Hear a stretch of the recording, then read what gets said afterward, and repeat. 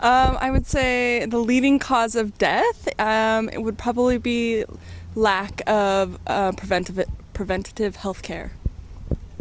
Heart disease. I would say it is well-known diseases like cancer, diabetes. I think these are the most important ones. Cardiovascular disease. It's either going to be poverty or lack of clean water. Water-related disease are the leading cause of death in today's society, killing more than 14,000 people each day and causing more than 80% of all illness. Lack of access to clean water and sanitation has claimed more lives through disease than any other form of violence, including war. 3.4 million people die each year from a water-related disease, which is almost the entire city of Los Angeles. Globally, 2.4 billion people, most of them in developing countries, do not have access to improved sanitation facilities. Data collected over 10 years show that little progress has been made in reducing this number.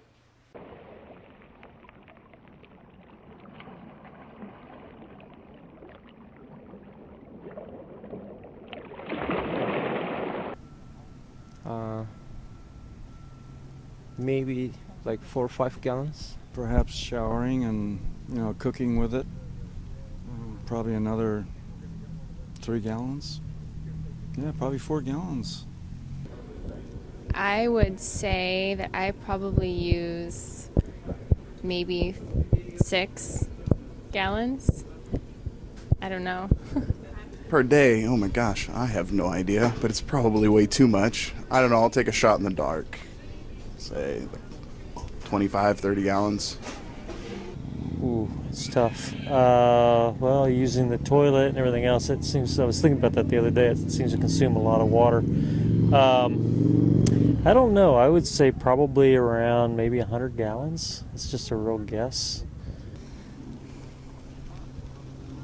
Well, no, I come from California where there's a really big water shortage. So I kind of grew up conserving water, so I would say like 5 to 6 gallons a day. The average U.S. citizen uses 130 gallons of water per day. That is 43 times the amount shown in front of me.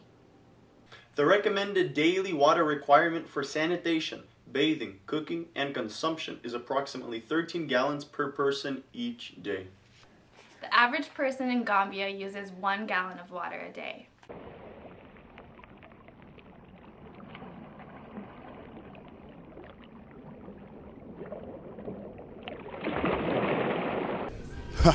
Like 3 steps?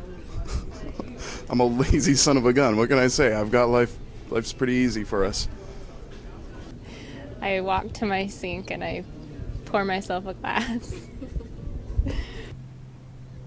I don't actually right now. It's available, like wherever I am. I think it's available. I don't feel a shortage of that kind of water. Basically, there's no need for me to. There's not much of an effort right now, so to speak. Yeah. I just to the sink. I mean, it's right there. It's available, readily available. So. I don't know, I live right across the street from the grocery store, so actually I don't buy water at the grocery store, so I use all the water from my house. Yeah. Millions of women and children in other parts of the world spend several hours a day collecting water from contaminated rivers, lakes, and open wells.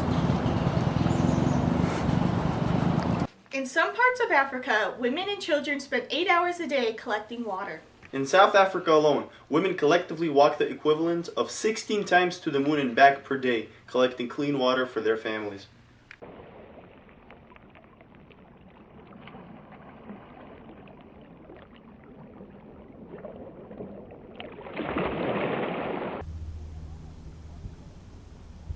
Well, I think that everyone should be able to divide it equally. In a perfect world, that's probably how I would like to see it happen, but it's probably never ever feasible. Well, probably women and children.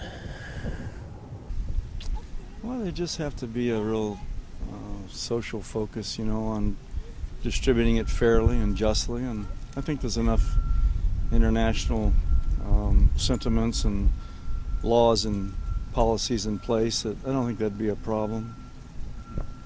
Wow, that's a tough question. Who can really decide who's going to get the water? I think, I don't know, everyone should share equally, but water shortage is already there. It's more about finding a solution, I would say, dealing with a problem that already exists. First, like who should get it first? I think kids and the females should be the first ones to get the water. And in terms of nations, there are nations who are actually in need of water inherently. So those people should also be in the first of at the top of the line, basically, in terms of getting it first, if that is possible. Well, if you get thirsty enough and you don't have it, I guess you'd get in a pretty combative mood, wouldn't you? I would say it's instinct to want the water, but I guess it's not really justifiable who gets the water. The first world countries will probably end up controlling it. As cynical as that sounds, I think that's probably the most possible outcome to that situation. Within the next 50 years, the world population will increase by another 40 to 50%. The population growth, coupled with industrialization and urbanization, will result in an increasing demand for water. Global water consumption is expected to increase by 40% over the next 20 years.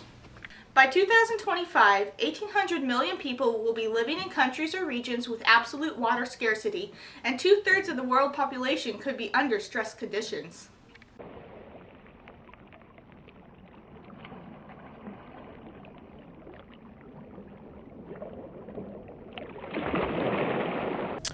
I do. I try to turn it off when I'm brushing my teeth. I try to be as resourceful as I can with water, realizing it's not it's not an infinite supply.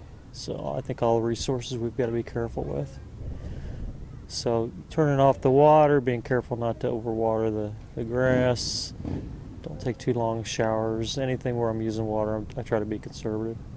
Yes, I collect my shower water before the water turns hot, and then I use that to water the plants, my garden and whatnot outside, and then I also use that water for my pets and for different things around the house, washing dishes, things like that. Yes, I do lots of things to conserve water, like